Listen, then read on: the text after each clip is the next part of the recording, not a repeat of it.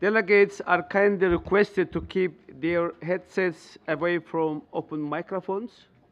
Headsets placed too close to active microphones can cause high-pitched audio feedback, which is disruptive to interpreters and participants. Colleagues, the agenda for this meeting has been distributed. Could I please invite you to adopt the agenda? Are there any objections?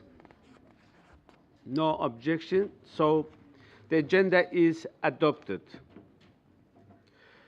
May I remind colleagues that the election of committee officers for the next annual session of the Assembly will take place during the committee's final session, which is likely to take place on Thursday, 7 July at 9 a.m. As agreed yesterday, nominations for candidates for election should be handed in to the table office by 6 p.m. today. In the previous meeting, we concluded our debate on the draft report. In this second meeting, we will begin our consideration of the amendments to the draft resolution from the rapporteur, Ms. Paula Cardoza. Time permitting, we will then consider the supplementary items on keeping youth at the center, strengthening democracy, security, and human capital in the OECD region amid demographic change, proposed by Ms. Gudrun Kugler. Second, countering transnational financial repression and the weaponization of Interpol executive management and cybersecurity, proposed by Mr. Mauro Del Barba. Third, advancing cooperation in the governance of artificial intelligence within the OECD region, proposed by Ms. Federica Honore. And four, youth perspectives on affordable housing as a pillar of youth, peace, and security agenda in the OECD region, proposed by Ms. Lucia Tacher-Perlin from Slovenia. So, dear colleagues, we will now move to consider the amendments submitted to the draft resolution. 10 valid amendments have been tabled and copies of the amendments have been made available. In discussing amendments, I will call the proposer of the amendment first, and then we'll call any opponent of the amendment. I will then ask the sponsor of the draft resolution, Ms. Cardoza Paula, if she has not already spoken, for her opinion. Following that, I shall put the amendment to the vote. I ask speakers to observe a time limit of 1 minute. We are also required to vote on every paragraph to which there are no amendments, to save time and to avoid many votes on items that have broad support. I hope you agree that if no amendment has been tabled to a paragraph, and if nobody requests a separate vote on a paragraph, we can consider it adopted. Needless to say, any time a specific vote is requested, we will do so. Are there any objections to this proposal? No objection. The proposal is adopted. Thank you. Dear colleagues, now we will take paragraphs 1 to 10 together. Does anyone want to a vote of any of these paragraphs, a separate vote? No one. So, with no request for a separate vote, paragraphs 1 to 10 are agreed. Amendment 1. I now call Mr. Gerasimov from Ukraine to propose Amendment 1 to insert a new paragraph after paragraph 10. Dear Arthur, please, you have the floor. Dear colleagues, you know what happened again today at night. In Kiev, again, a lot of people are killed. The civilian houses are destroyed. And this is not just one night, not in just one city. In many cities all around Ukraine and almost all last nights. And this amendment about the following thing: the Assembly must condemn that Russian Federation is still receiving money from the loopholes in the sanctions, still receiving money from oil, still receiving money from industrial production. And the point is that all of us must understand that all this money Russia totally putting against Ukraine, putting to fuel this war, putting to buy new weapons, putting to buy, by the way, spare parts in foreign countries. That's why I kindly ask everybody to support this amendment, and I want to say thank you for the colleagues from 5 countries who supported as co-sponsored this amendment. Thank you very much. Thank you very much. Before asking if anyone wishes to speak against Amendment 1, I would like to say that, as you say, we put amendment on screen, so we are benefiting the advantage of the technology. It is for you to have a easy control or access to all the amendments apart from that you have in written version. So, does anyone wish to speak against this amendment? So this is not the case. So I'd like to ask the opinion of rapporteur. Madam Cardoza, please, you have the floor.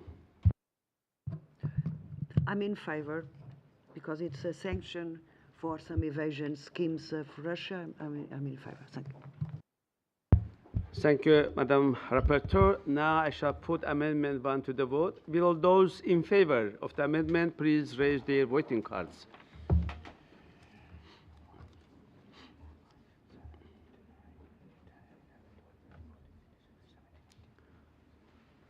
Thank you. Will all those against? Wait a second. Sorry. 9 and 5. I need to convey the number. Okay. Do you have enough time? Yeah. Great. Will all those against this amendment please raise their voting cards? Against? No one? Any abstentions? No abstentions. So I don't need to, but okay, I can announce the result.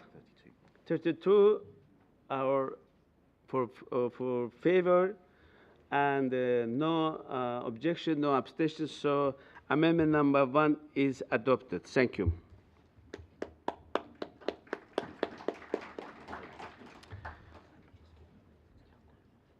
So paragraph 11, does anyone want to vote on paragraph 11?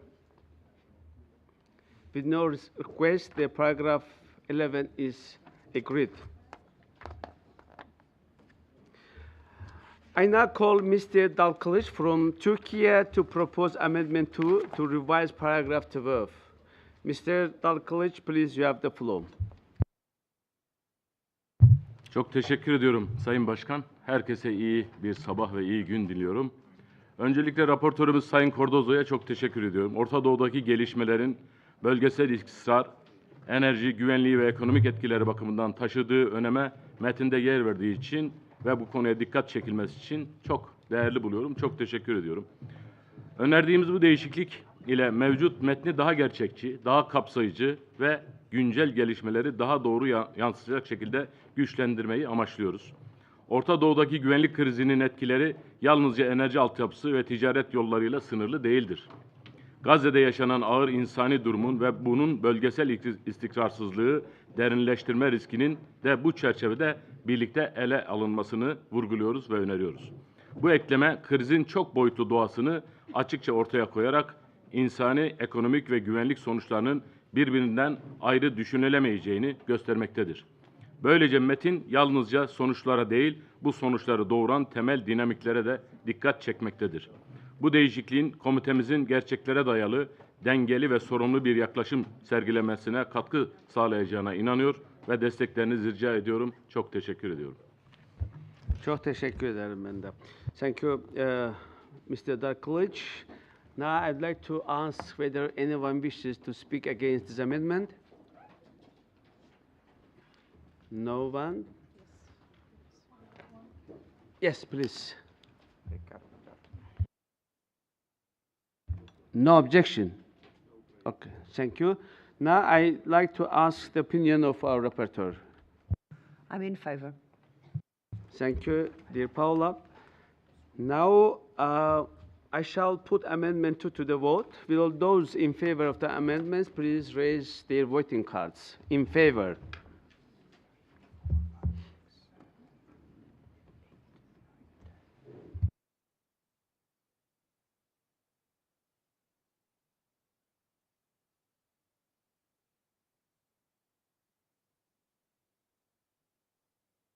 Thank you. Those against?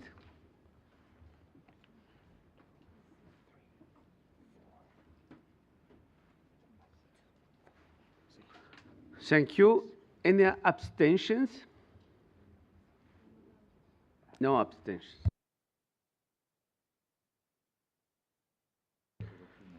So, Amendment 2 is adopted.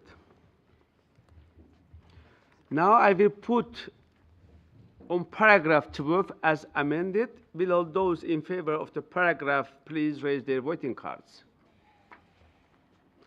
Who are in favor for the paragraph 12 as amended? Please raise their voting cards. In favor?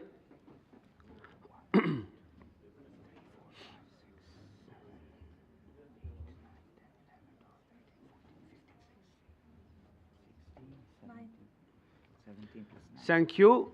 Against? 11 on this one. Against to the amendment 12, paragraph 12 as amended. Thank you. Any abstentions? No. So the paragraph 12 is adopted as amended. Thank you. Now we will take paragraph 13 to 18 together. Does anyone want a separate paragraph, the separate vote of any of these paragraphs? Separate vote. Please, Franz, please. Yes, please, Mr. President, I would like a separate vote for paragraph number 20, please. We will not reach to that paragraph 20, but we are now voting from 13 to 18. You don't have an objection to put together. Okay, thank you very much. If no objection of any request for the separate vote, the paragraph from 13 to 18 are agreed to. Thank you. Now, we have several oral amendments. I start from the first one. The oral amendment has been proposed to revise paragraph 19 to insert the words "and conceding indigenous knowledge after use." In accordance with paragraph 10 of Rule 22 of our Rules of Procedure, first I will ask whether there is any objection to the oral amendment being considered. If there is any objection, the oral amendment cannot be considered and it falls. If there is no objection, we will proceed to consider amendment in the same way as other amendments. That is, we will hear from the proposer of the oral amendment, one speaker against the oral amendment, and the opinion of the rapporteur. We will then decide by a simple majority vote whether to adopt the oral amendment or not. Is there any objection to the oral amendment being considered? I'd like to call Mr. Korendi to speak to the amendment. Please. Thank you very much, Mr. President.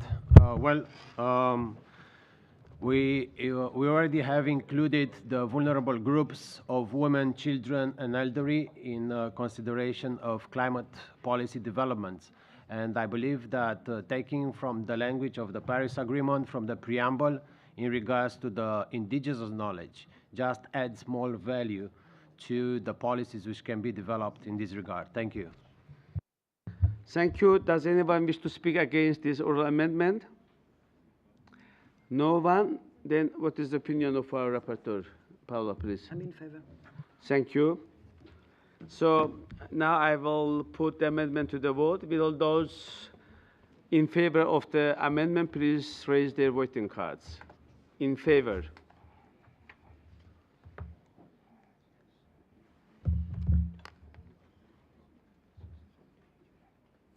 Thank you.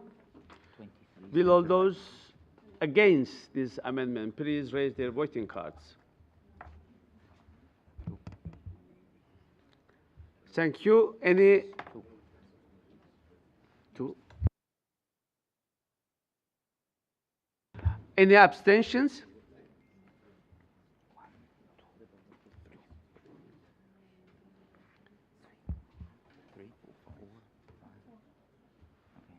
So the oral amendment is adopted.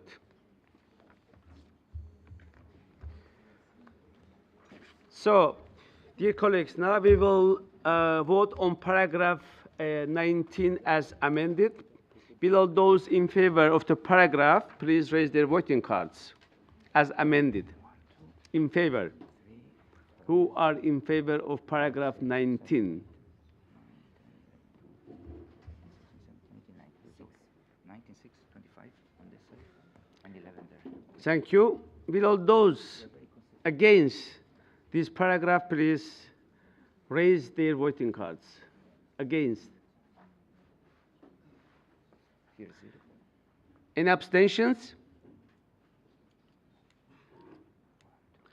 I would say 7 altogether. But when it's few, I can count. So, as far as I understood, the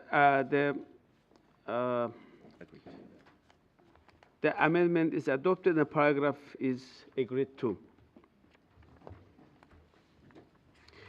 Oral amendment 2, this is the same the procedure as I already described. The oral amendment has been proposed to revise paragraph 20 to insert the words regulated after recognizing and before migration. In accordance with paragraph 10 of Rule 22 of our Rules of Procedure, first I will ask whether there is any objection to the oral amendment being considered. If there is an objection, the oral amendment cannot be considered and it falls. If there is no objection, we will proceed to consider the amendment in the same way as other amendments. That we will hear from the proposer of the oral amendment, and we will ask against if there is any person to wish to speak against the oral amendment, and afterwards I will ask the opinion of rapporteur. Then we will decide by the simple majority vote whether to adopt the oral amendment or not. So, is there any objection to the oral amendment being considered? No objection, so I want to give the floor to Mr. Korende to speak to the amendment. Please, Mr. Korende, you have the floor. Thank you very much. Migration as a legal language is very broad and can be misinterpreted and speculated in different ways. So this is why we added regulated migration, which is much more precise and brings much more legal clarity to the process itself. We already have some interpretations from our colleagues from yesterday in regards to general understanding of migration, but when it comes to regulated migration, that means that it's simple, very well defined, and this helps also the policymakers to have much more clarity when they are developed them. Thank you. Thank you. Does anyone wish to speak against this oral amendment? No one? What is the opinion of our rapporteur? Dear Paula, please. I'm in favor. Thank you. Now, I shall put the amendment to the vote. Will all those in favor please raise their voting cards? 1, 2, 3, 4, 5, 6, 7, 8, 9, 10, 11, 12, 13, 14, 15, 16, 17, 18, 19, 20. Thank you. Against? So it's 31. Who are against of this amendment? Please raise their voting cards. No one? Any abstentions? No abstentions. Thank you. So the oral amendment is adopted. Now I will ask to vote on paragraph 20 as amended. Will all those in favor of the paragraph please raise their voting cards as amended? Paragraph 20, in favor. 8, 9, 10, 11, 12, 13, 14, 15, 16, 17, 18, 19, So 31. Against? No, no one is against. Any abstentions? This is, No, don't worry about it, Carlos. so thank you very much. The paragraph 20 is adopted as amended. So dear colleagues, now I will take paragraph 21 to 22 together. Does anyone want a separate vote on any of these paragraphs, please? Please, the Netherlands. Not on behalf of the delegation, but I would like to have separate votes on 22 to 27.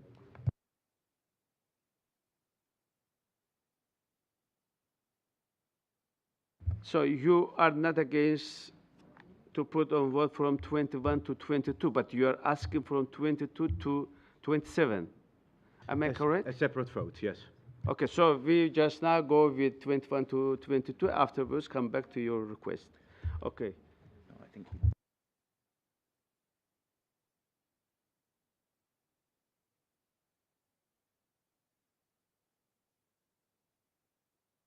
Okay. My advisor corrected me rightly, so we will now vote for the paragraph 21. Afterwards, 22, 23, and 23, you will have a floor again, and please move your proposal. Then we will come back again to the paragraph. So I'm now putting the vote paragraph 21. With all those in favor of paragraph 21, please raise their voting cards. Paragraph 21. which we're not supposed to work. 1, 2, 3, 4, 5, 6, 7, 8, 9, 10, 11, 13, 14, 15, 16, 17, 18, 19. Thank you. Against? 27 together. Against 21 paragraph. 1, 2 against. Abstentions? No abstentions. Paragraph 21 is adopted. Now, by the request from the colleague from Netherlands, we will vote separate. We will have a separate vote to the paragraph 22. Can you please repeat? 22, 23, 24? Up to 27. Up to 27. Thank you. So I put paragraph 22 to the vote. Please, who are in favor, please raise your voting cards. Paragraph 22 in favor.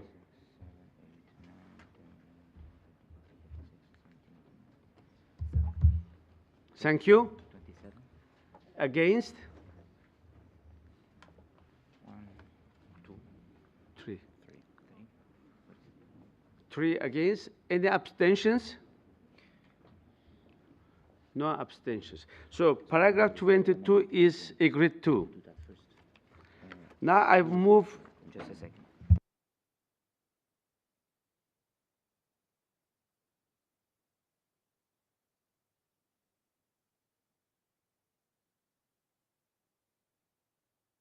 Good. So we have an oral amendment to the paragraph 23.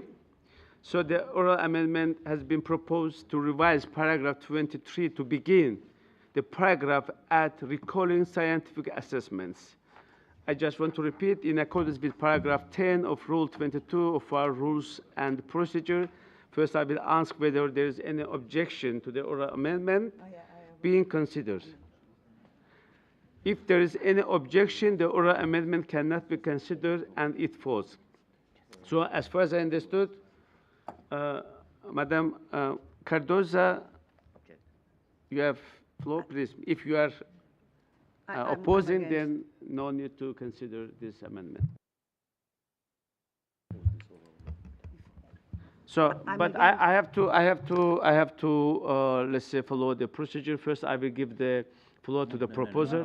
No, there is no such If there's an objection, there's no, he doesn't.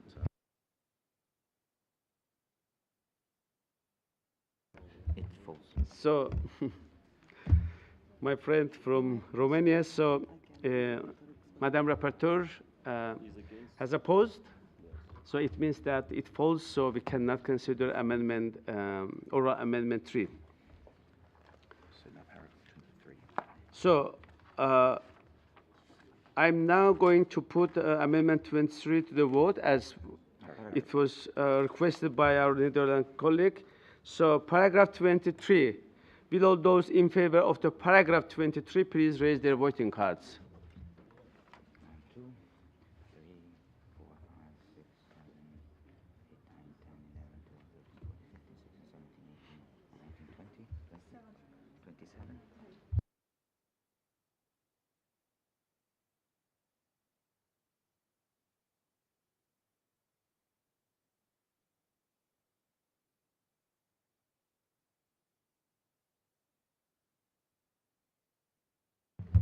Thank you. Will all those against please raise their voting cards? Thank you. Any, Wait a second. 2, how many do you have? So we're 3. Within any abstentions? 4. Against. Abstentions? One abstention. Where is it? Belgium, I guess. Okay. So paragraph 23 is adopted. 24 now. So I now take paragraph and ask to put to the vote paragraph 24. And please, who are in favor of the paragraph 24, please raise your voting cards. In favor paragraph 24.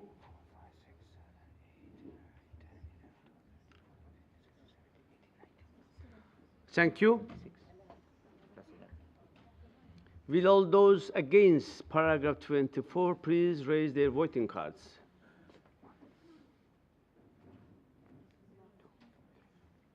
Four. Any abstentions? No abstentions. Paragraph 24 is adopted too. So I now move to the vote paragraph 25. Will all those in favor to the paragraph 25 please raise their voting cards? Paragraph 25. Who are in favor?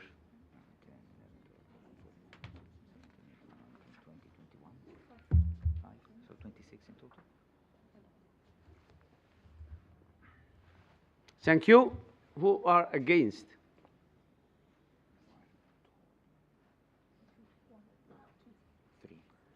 Thank you. Any abstentions? Thank you. 1. Paragraph 25 is adopted too. So I put paragraph 26 to the vote. Will all those in favor of paragraph 26 please raise their voting cards?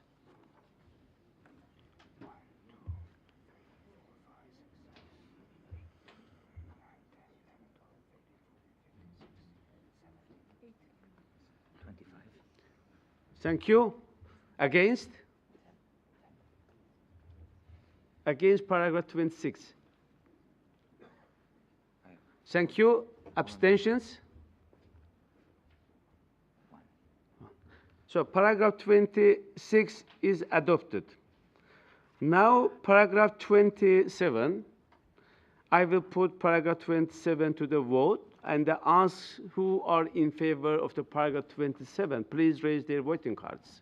2, 3, 4, 5, 6, 7, 8, 9, 10, 11, 12, 13, 14, 15, 16. Thank you. Anyone against? Against. Paragraph 27. Thank you. Any abstentions? 2 abstentions. Thank you. Paragraph 27 is adopted. Now, Amendment 3. I call Mr. Lecamp from France to propose Amendment 3 to insert a new paragraph after paragraph 27. Please, Mr. Lecamp, you have the floor. Thank you, President. Cet amendement propose d'insérer après le paragraphe 27 le paragraphe qui est à l'écran. Ainsi, aujourd'hui en France, selon une étude de la très sérieuse Fondation Jean Jaurès, Plus de 25% des jeunes croient fermement à au moins une contre-vérité scientifique, soit que la Terre est plate, soit que les vaccins sont dangereux, ou encore qu'il n'y a pas de réchauffement climatique. Même si le règlement européen Digital Service Act, entré en vigueur en 2024, a fixé un ensemble de règles pour responsabiliser les plateformes numériques et lutter contre la diffusion de contenus illicites ou préjudiciables, dont la désinformation, celle-ci prospère. Nous le constatons tous. Et je voudrais prendre le seul exemple de la désinformation dans le domaine de la santé, et en particulier de la santé des femmes.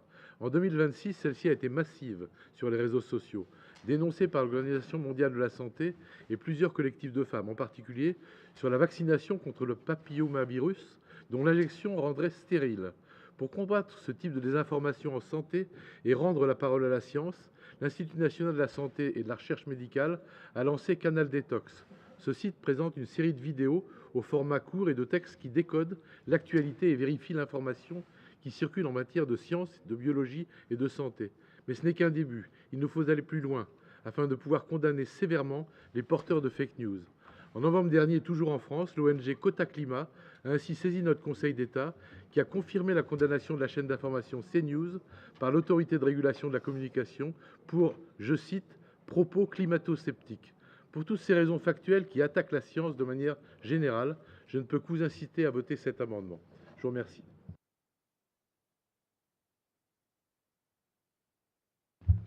Thank you, Mr. Lecamp. Now, I would like to ask, does anyone wish to speak against Amendment 3? Please, Poland.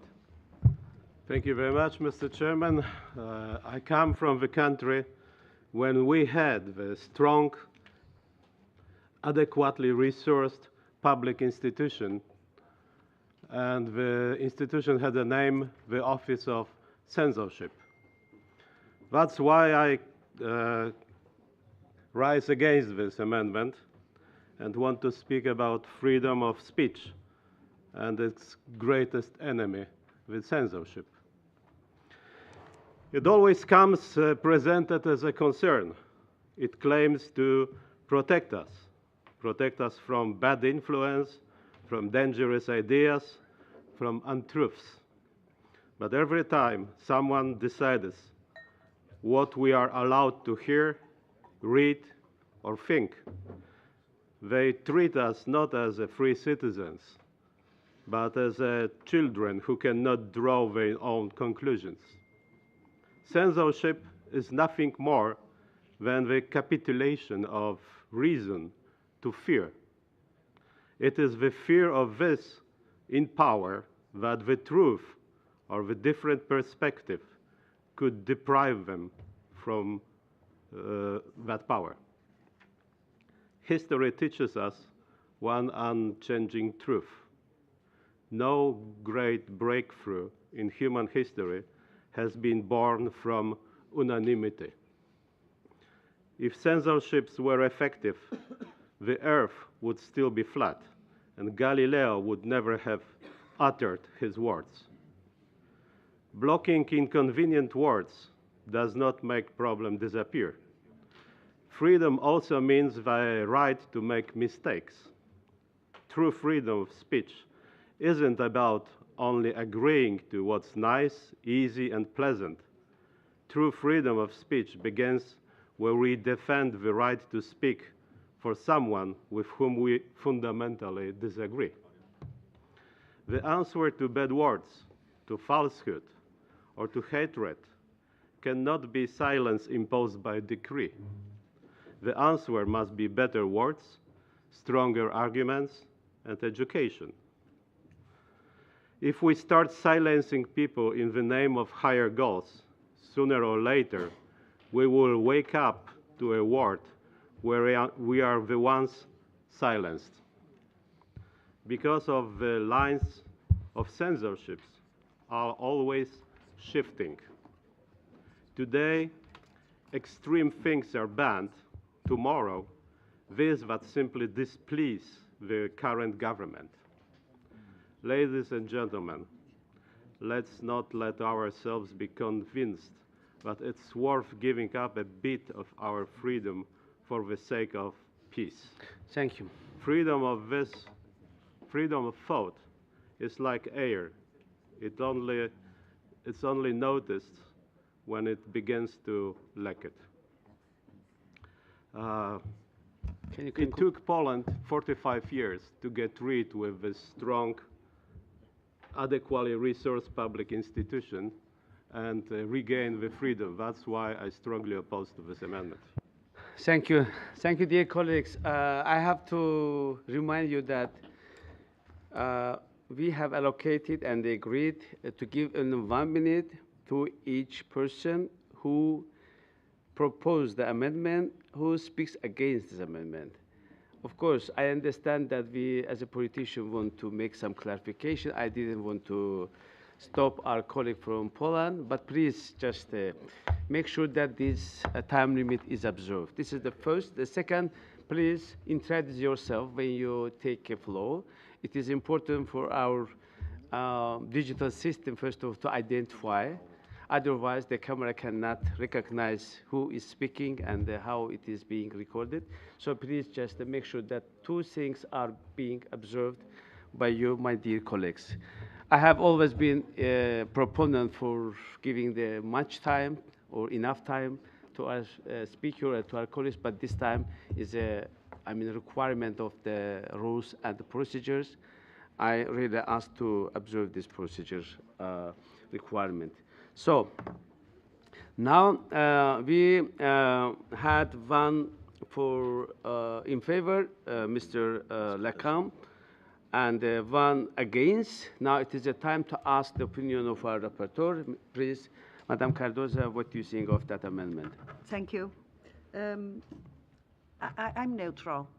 I think there are some points here in the proposal I agree, and there are other ones that make me a little uncomfortable.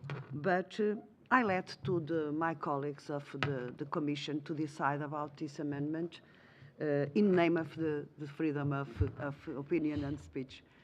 I'm neutral in this, Thank you. matter. It is always good to put the amendment to the vote and ask for the colleagues to decide.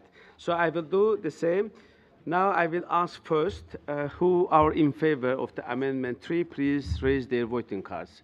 Who are in favor of Amendment 3?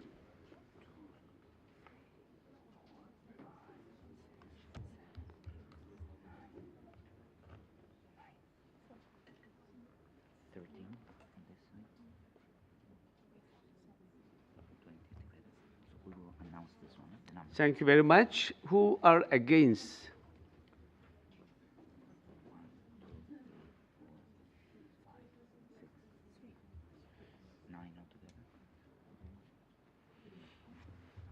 Thank you. Any abstentions? So I shall announce the result.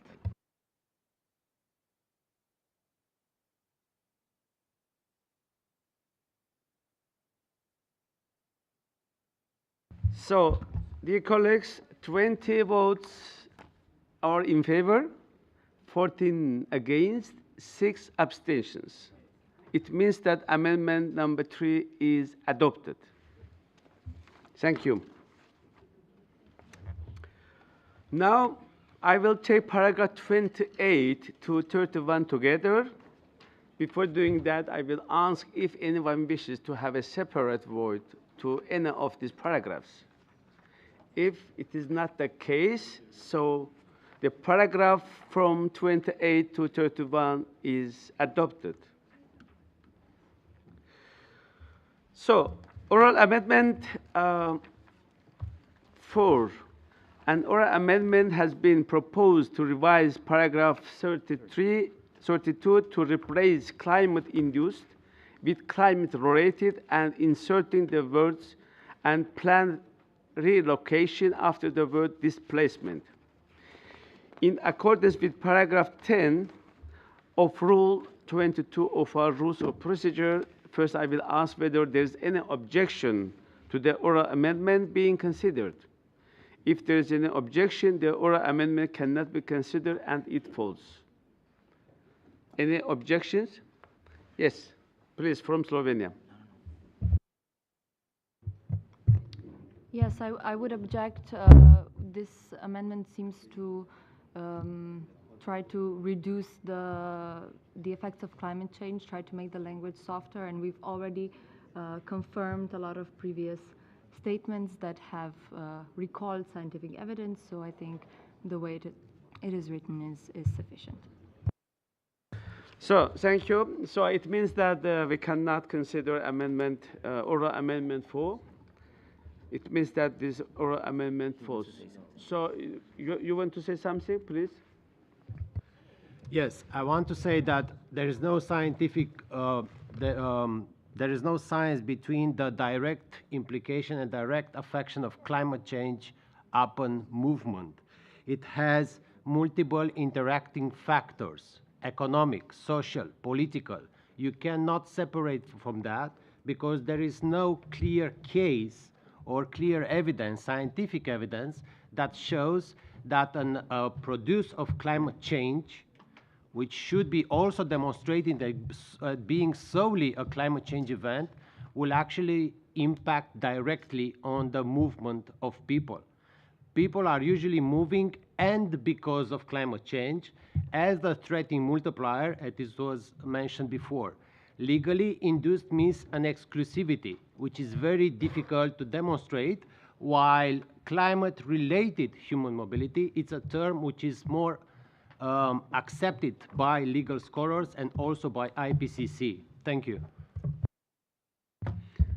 Thank you. Dear colleagues, now I will put paragraph 32 to the vote. Please, will all those in favor of the paragraph 32 raise their voting cards. Who are in favor paragraph 32?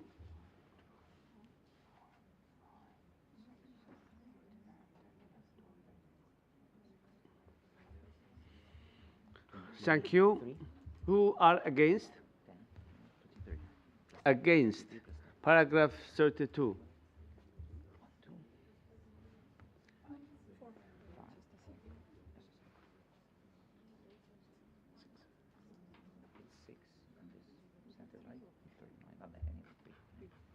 Thank you.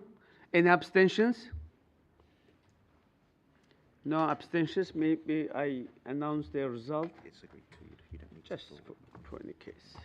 So in favor 33, against 9, no abstentions. So paragraph 32 is adopted. Dear colleagues, now I will take paragraph from 33 to 39 together. Before doing that, I would like to ask if anyone wishes to have a separate vote of any of these paragraphs. This is not the case. Yeah, So I have an amendment to 39. He just said 30. He said 33 to yeah, 39. we will come after. Yeah. So paragraph from 33 to 39 is adopted. So amendment number 4, I now call Mr. Doggett from the United States of America to propose amendment 4 to insert a new paragraph after paragraph 39. So Thank you please, so- Mr. Doggett, you have the floor. Thank you so very much. You know, it's unfortunate that Vladimir Putin is not here today in The Hague to face charges for his war crimes, but in his absence, the least we can do is to stop oiling his war machine, which wreaks havoc in Ukraine every day, every night. The sanctions that have been in place have been inadequately enforced. They're circumvented in many places by laundering Russian oil into jet fuel and gasoline and selling it as if it weren't subject to sanctions, by shadow fleets and failure to do more to regulate insurance, and sometimes by direct reduction of sanctions. The shocking and sudden decision by President Trump to lift sanctions on Iranian oil has put an estimated $200 million a day into Vladimir's pocket, an estimated $2.4 billion during the month of May alone. I think all of us, including my own country, need to do more to effectively enforce these sanctions. Too many of the missiles that rained down on Ukraine yesterday and continue to rain down on Ukraine are financed with money supplied from the West, and we need to bring that to a stop. So all this amendment does is to say that sanctions imposed are only as strong as they are collectively implemented, and that we should mirror the courage of our Ukrainian partners in enforcing these sanctions and cutting off the flow of money for fossil fuels to Vladimir Putin. Thank you. Does anyone wish to speak against this amendment number 4? No one. What is the opinion of our rapporteur? I'm in favor. Thank you. Now I shall put amendment 4 to the vote and will ask first who are in favor of the amendment number 4. Please raise their voting cards.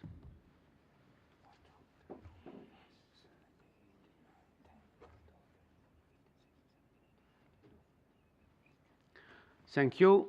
Who are against? No one is against. Any abstentions?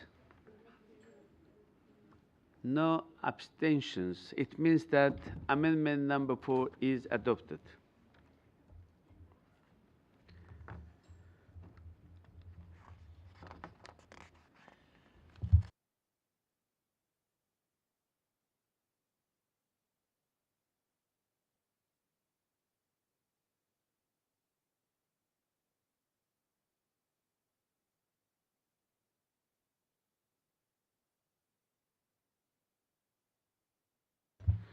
So, I now ask, does anyone want to vote on paragraph 40? No? No request? So paragraph 40 is agreed. Thank you. Amendment 5. I now call Mr. Cornyn from the United States of America to propose Amendment 5 to insert a new paragraph after paragraph 40. Mr. Cornyn, please, you have the floor. Thank you, Mr. Chairman.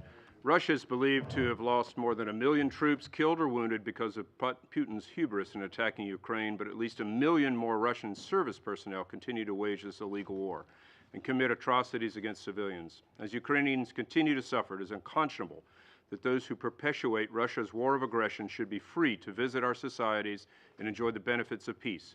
It represents a security threat as Russia increasingly deploys individuals or small groups to carry out assassinations, bombings, and other terrorist acts across Europe. I therefore commend the European Union's recent efforts to impose a visa ban on Russian combatants and block them from entering its member states.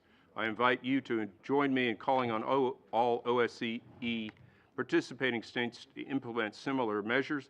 Visa bans are the least that we can do to hold Russian personnel accountable and strengthen our security. I only wish we would push this further at some point to ban all Russian citizens completely. Thank you. I yield back.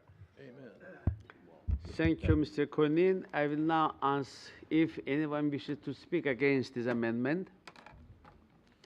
No one?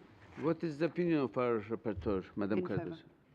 You are in favor. So, I shall put now Amendment 5 to the vote and will ask who are in favor of the amendment number 5. Please raise their voting cards. 3, 5, 6, 7, 8, 9, 10, 11, 12, 13, 14, 15, 16, 17, 18, 19, Thank you.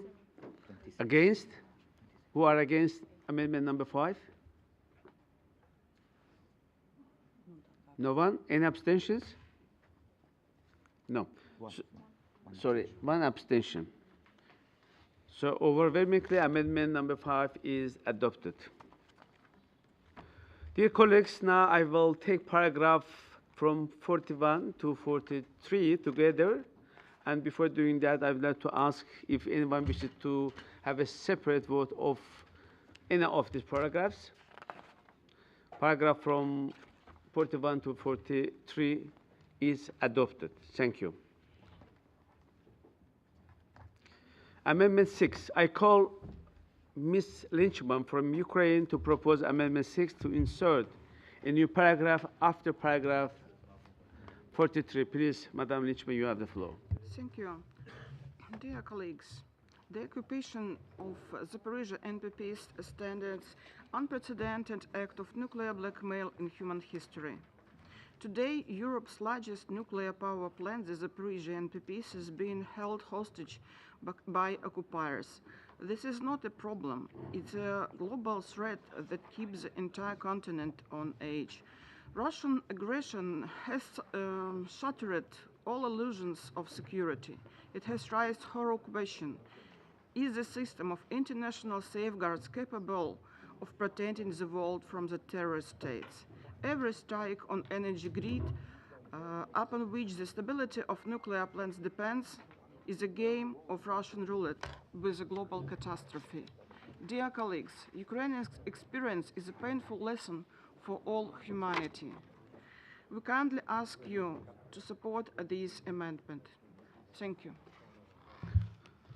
Thank you very much, Madam Lynchman. And now I will ask if anyone wishes to speak against this amendment. No one. What is the opinion of our rapporteur, Madam Cardoza? Please, you have the floor. In favor. Thank you. So I shall put Amendment 6 to the vote, and we will ask who are in favor of the amendment number 6. Please raise their voting cards. 6, 7, 8, 10, 11,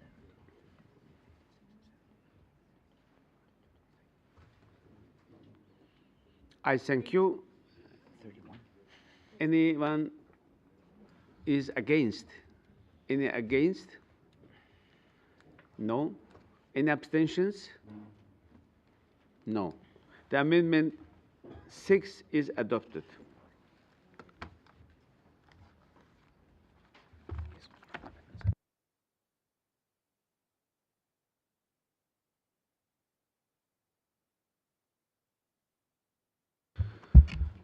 I now call Mr. Cornyn from the United States of America to propose Amendment 7 to revise paragraph 44. Mr. Cornyn, please, you have the floor. Good morning. Thank you, Mr. Chairman. So, according to an August 2025 study by the International Institute for Strategic Studies, the Russian Federation has, in combination with its invasion of Ukraine, carried out a hybrid war aimed at undermining the West and its support for Ukraine. Russian hybrid war activity across Europe showed a sharp increase beginning in 2022. I strongly support the inclusion of paragraph 44 in the draft resolution because it recognizes the importance of guarding critical infrastructure both for the protection of our citizenry and for maintaining support for Ukraine. I would, however, suggest a couple of improvements to the paragraph. A few years ago, we secured the passage of the National Cybersecurity Preparedness Consortium Act through the U.S. Congress. This legislation authorized the U.S. government to develop training and simulation programs to build and sustain the capabilities of state and local governments and private industry to coordinate and effectively defend against cybersecurity risks and incidents. I propose that we incorporate these types of programs in the draft resolution. Thank you. Thank you, Mr. Cornyn. Now I will ask if anyone wishes to speak against this amendment. No one. It's not the case. So please, Madam Cardoza, what's your opinion? I'm in favor. In favor. Thank you. Now I shall put Amendment 7 to the vote. First, ask who are in favor.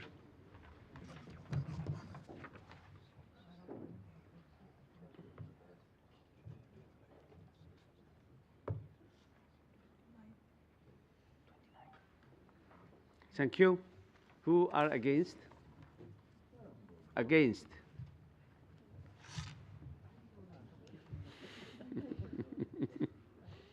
No worry, we fixed it. You are against. Any abstentions? No. Amendment number 7 is adopted. Dear colleague, now I will vote on paragraph 44 as amended, and first we'll ask who are in favor of the paragraph 44 as amended. Please raise their voting cards. 44 as amended. Paragraph 44 as amended. In favor? 32. Thank you. Who are against? No one? Any abstentions? No. Paragraph 44 is adopted as amended. Paragraph 45 to 54 Now I will take paragraph 45 to 54 together. If anyone wishes to have a separate vote of either of this paragraph, please raise your hand. No one? So it means that the paragraph from 45 to 54 is adopted. I now call Mr. Karaoglu from Greece to propose Amendment 8 to revise paragraph 55. Mr. Karaoglu, please, you have the floor. Yes, Mr. President. The justification for the amendment to paragraph 55 proposed by the Greek delegation is as follows. The water, energy, food, ecosystem nexus approach highlights and the interdependence of water, energy, and food security and ecosystems, and provides an informed and transparent framework for determining the proper trade-offs and synergies that maintain the integrity and sustainability of ecosystems. On water issues, it is crucial that we make full use of the opportunities provided by the December 2026 UN Water Conference. Discussions regarding the need for a new UN organization on water should be held in line with the UN system-wide strategy on water and sanitation, and within the mandated 2026 UN Water Conference and its preparatory processes, notably interactive dialogue water in multilateral processes. Given the overarching structure of the paragraph, we would prefer to avoid singling out a specific proposal and to make reference on the relevant mandated dialogue of the 2026 Water Conference. Thank you. Thank you, Mr. Karaoglu. Now I will ask if anyone wishes to speak against this amendment. Anyone? No one wants to speak against this amendment. What is the opinion of our rapporteur? I'm neutral. You are neutral. Okay, thank you. Now I will put Amendment 8 to the vote, and the first will ask who are in favor of the amendment number 8. Please raise their voting cards.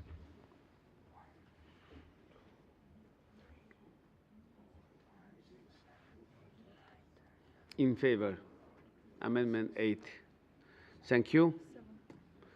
Against? 24. Against?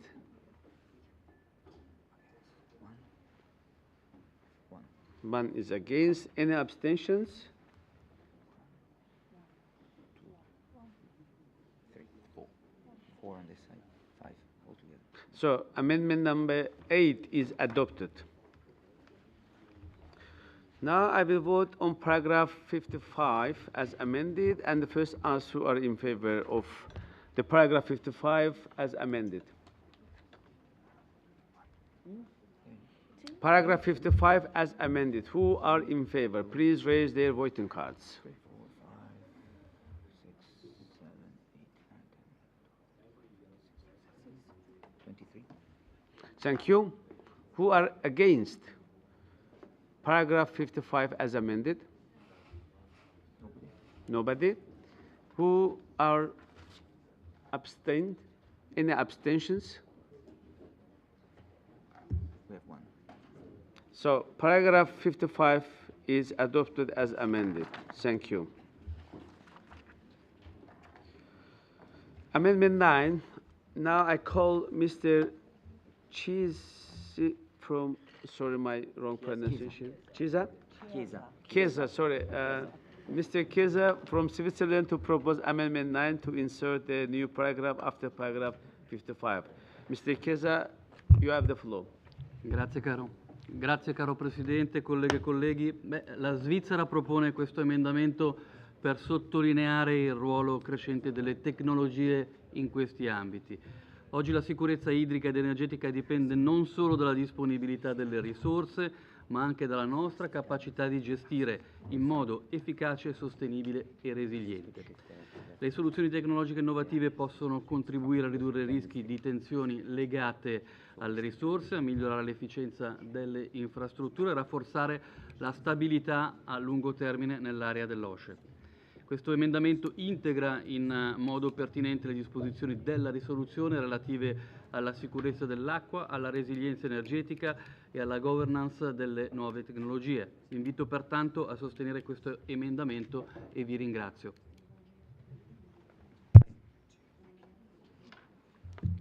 Thank you. Does anyone wish to speak against Amendment 9? No, this is not the case. What is the opinion of our rapporteur? I'm in favor. In favor. Thank you. I now put Amendment 9 to the vote, and the first answer are in favor.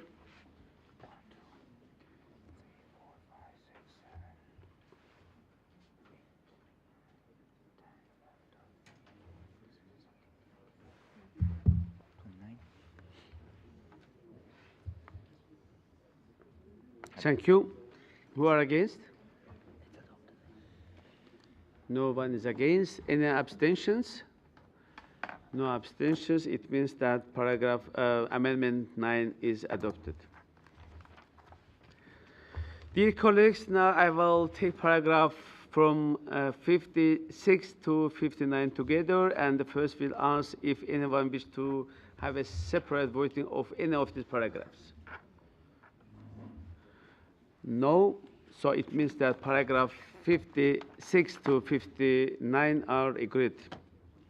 Thank you. Now, Amendment 10. I call Mr. Raymond from Switzerland to propose Amendment 10 to insert a new paragraph after paragraph 59. Mr. Raymond, please, you have the floor. Sehr geehrter Herr Präsident, sehr geehrte Frau Cardoso, geschätzte Kolleginnen und Kollegen, die Schweizer Delegation schlägt Ihnen diesen Änderungsantrag vor, um den Dialog und die Zusammenarbeit zwischen den Regierungen, der Wissenschaft, dem Privatsektor und der Zivilgesellschaft zu stärken. Die wissenschaftlichen, wirtschaftlichen, ökologischen und technologischen Herausforderungen, mit denen wir konfrontiert sind, werden immer komplexer und betreffen häufig mehrere Länder. Um wirksam darauf zu reagieren, ist es unerlässlich, den Austausch zwischen den verschiedenen betroffenen Akteuren zu fördern, das gegenseitige Vertrauen zu stärken und eine Politik zu fördern, die auf Wissen und Fakten basiert. Der Änderungsantrag unterstreicht zudem die Bedeutung multilateraler Plattformen für die Koordinierung gemeinsamer Maßnahmen und den Austausch bewährter Praktiken. Es steht vollkommen im Sinne dieser Resolution, die den Schwerpunkt auf Wissenschaftsdiplomatie, internationale Zusammenarbeit und multilateralen Dialog legt. Ich bitte Sie daher, diesen Änderungsantrag zu unterstützen und danke Ihnen dafür, insbesondere den 6 Ländern, die diesen Antrag unterschrieben haben. Besten Dank. Thank you. Does anyone wish to speak against Amendment 10? No one. So what is the opinion of our rapporteur, Madame Cardoso? I'm in favor. Thank you. So, dear colleagues, now I put Amendment 10 to the vote, and the first us who are in favor of the Amendment 10, please raise their voting cards.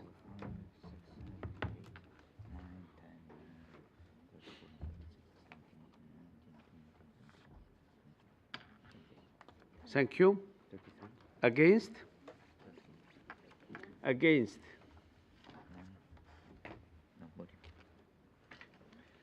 Michele, are you against? No. So no one is against. Any abstentions? 1, 2 abstentions. So Amendment 10 is adopted.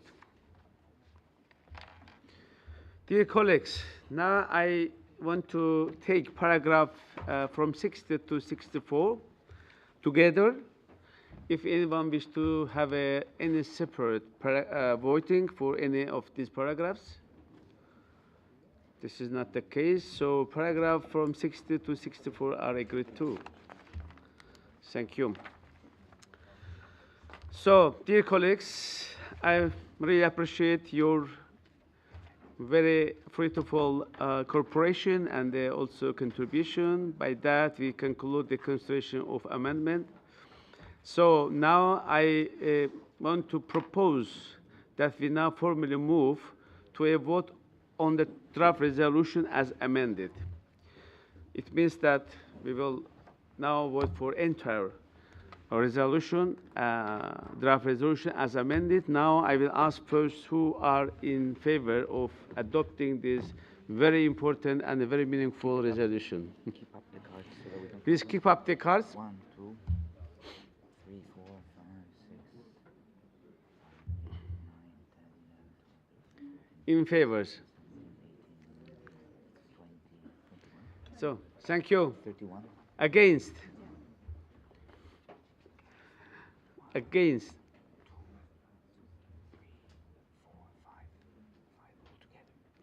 Thank you. Any abstentions?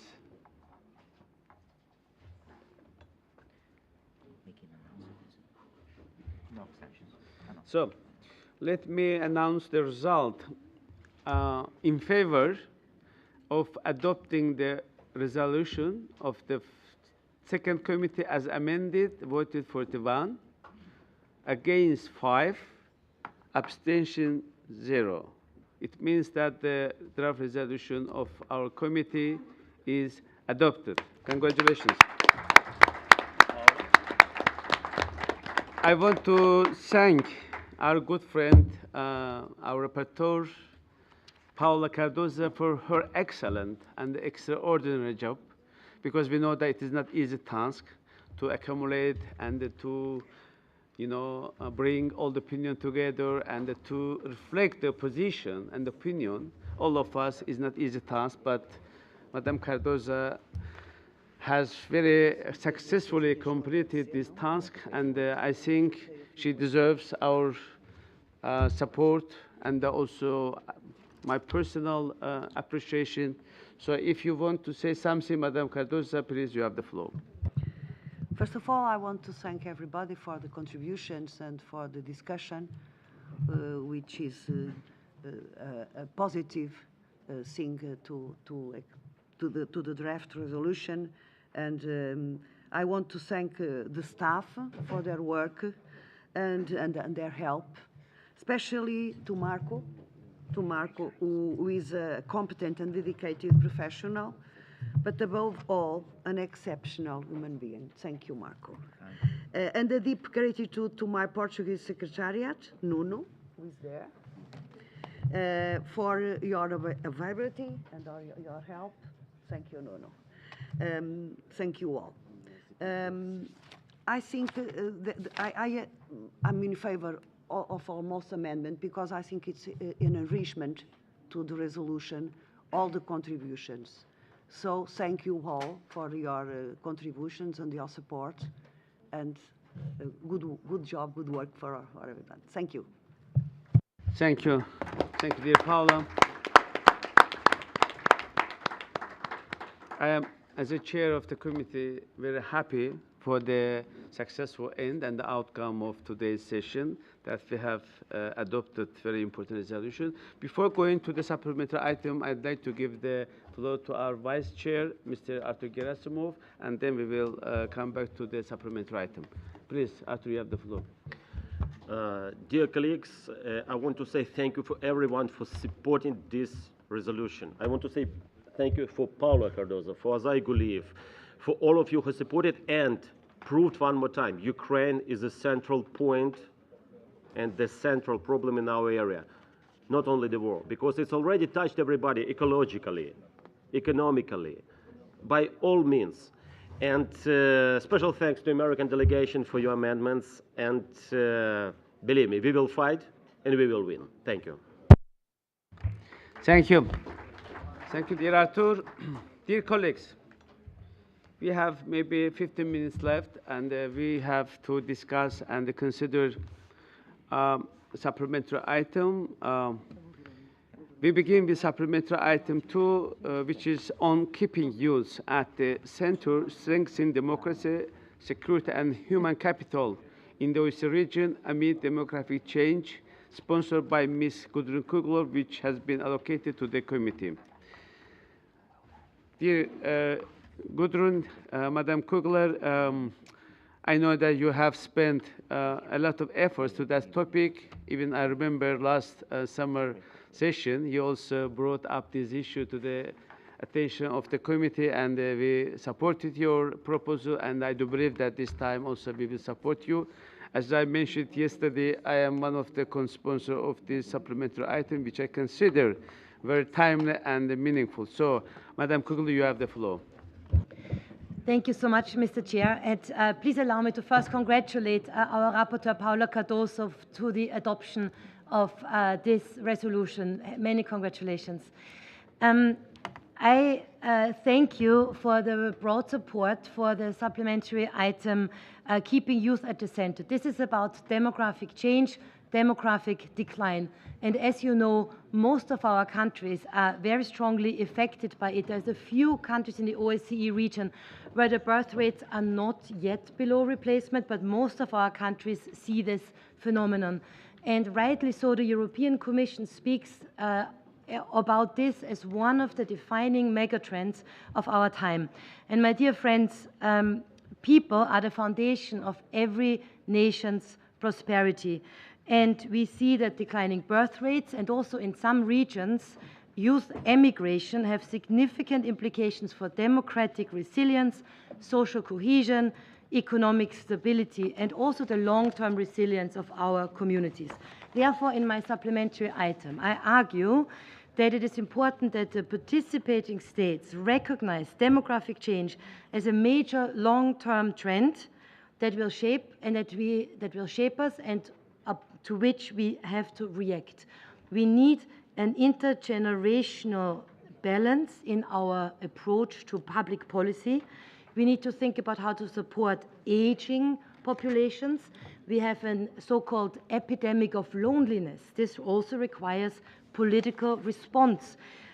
We see that there are structural drivers to emigration. Part of this is corruption, not everything, but it's also. So combating corruption is one of the goals of our Parliamentary Assembly, and it's key also in this question. There is an issue of so-called brain drain. We would like to introduce the concept of circular migration instead. This is very important for this committee. Then, generally, with regard to innovation and economy, it is very important that we remember that our policies need to focus on intergenerational fairness. None of this we can do by excluding young people, and this is why my supplementary item focuses on the inclusion of young people. Without young people, we will not have a strong democracy. We will not have a sustainable workforce. We will not see innovation nor regional vitality. So in short, we will not see a secure future. And with this plea to all of you, I entrust this supplementary item for your kind consideration and hope for strong support. Thank you so much.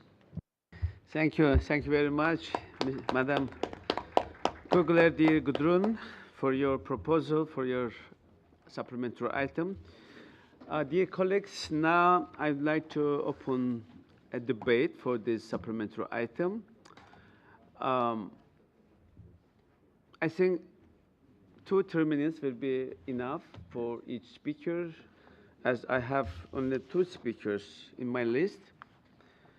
So I will start first from Mr. Olivan Mamadkhanov, from Uzbekistan. He will be followed by Ms. Karapetyan Maria from Armenia. So, Mr. Mamed Karimov, please, you have the floor. Уважаемый господин председатель, уважаемые коллеги, вопрос охраны окружающей среды для Узбекистана имеет не только национального, но и регионального значения. В условиях изменения климата, дефицита водных ресурсов и последствий аральской трагедии экологическая политика стала одним из ключевых направлений реформы. В нашей стране последовательно формируется новый модель развития, основанный на принципах зеленой экономики, рационального использования природных ресурсов и повышения экологической ответственности государства, бизнеса и общества.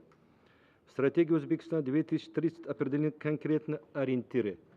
Предусматривается снижение удельных выбросов парниковых газов на 35% от уровня 2010 года, расширение использования возобновляемых источников энергии, доведение уровня озеленения страны до 30%, а также ежегодно посадка 200 миллионов саженцев в рамках общенационального проекта «Яшель-Макон».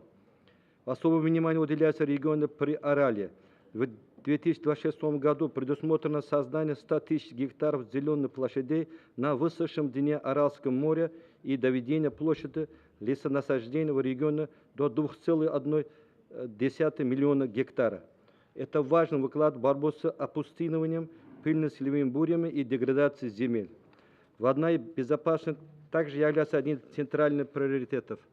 В рамках трехлетней программы стоимостью $5,5 миллиарда охват водосберегающими технологиями будет доведен до 61% или 2,6 миллионов гектаров. Это позволяет ежегодно экономить 2,5 миллиарда кубометров воды. Узбекистан также усиливает свои международные климатические обязательства. В обновленном национальном укладе в рамках Парижского соглашения наша страна поставила цель снизить углеродоемкость ВВП 50% к 2035 году. Уважаемые коллеги, мы считаем, что экологический вызов не имеет границы и требует совместных парламентских решений. В этой связи предлагаем в рамках парламентской ассамблеи ОБСЕ рассмотреть возможность формирования постоянного парламентского диалога по вопросам климатической устойчивости, водосбережения и борьбы с опустыниванием. Также предлагаем активизировать обмен законодательным опытом по внедрению зеленых технологий, экологического мониторинга и управления отходом, восстановления деградированных земель и привлечения зеленых инвестиций. Узбекистан готов к открытому и практическому сотрудничеству со всеми государствами, участниками ОБСЕ в целях формирования безопасного, устойчивого и экологически сбалансированного будущего. Благодарю за внимание. Thank you. Thank you, Mr. Mehmet Karimov. Now I would like to give the floor to Ms. Karapetyan Maria from Armenia. She will be followed by Ms. Lucia Tacher-Perlin from Slovenia. Madam Karapetyan, please, you have the floor. Thank you, Mr. Chair. Dear colleagues, I too would like to congratulate Paula Cardozo and our entire committee for the adoption of the main resolution of this committee. Next, I would like to express my full endorsement for the supplementary item that we're discussing right now. I think Dr. Kugler did a wonderful job bringing once again this important topic of young people and demographics to our attention. I want to share two experiences from my country, Armenia, which is a small nation of 2.9 million people only. So demographics for us is not a theoretical trend, but an immediate challenge to national security. So at the intersection of young people, political participation, education, and migration and demographics, we did two things recently. Some of you might know that we just had parliamentary elections in my country and we're about to form the new government. So one thing that we did is we renewed our invitation to young Armenians that have studied in top universities abroad to come and apply to be included in the pool of candidates for employment in the government. This is what my executive, the government, did. We as legislators in the parliament, on the other hand, adopted a new piece of legislation. You might know that Armenia still has compulsory military service.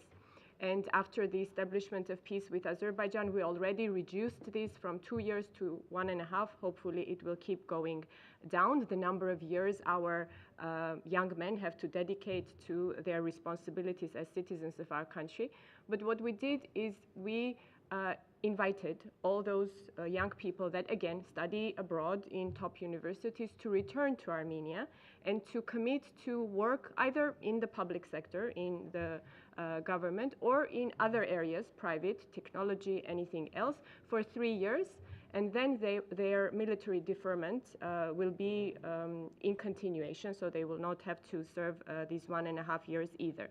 This echoes very much to what Gudrun wrote in her supplementary item regarding turning brain drain into brain circulation. So we're happy that our young people go to study in top universities abroad, but we also want them to come back and invest the resources that they develop in themselves in the success of our country. So I express my full support to this supplementary item. Also, as a member of the Young Parliamentarians Network in this Parliamentary Assembly, I thank Gudrun for bringing attention to young people. Thank you so much. Thank you. Thank you very much. Now, I'd like to give the floor to Ms. Lucia Tacher-Perlin from Slovenia. And by that, we will conclude our debate on this supplementary item. Madam Luce, please, you have the floor. Thank you very much, Chair. And thank you to Ms. Kugler, Gudrun, for tabling this supplementary item.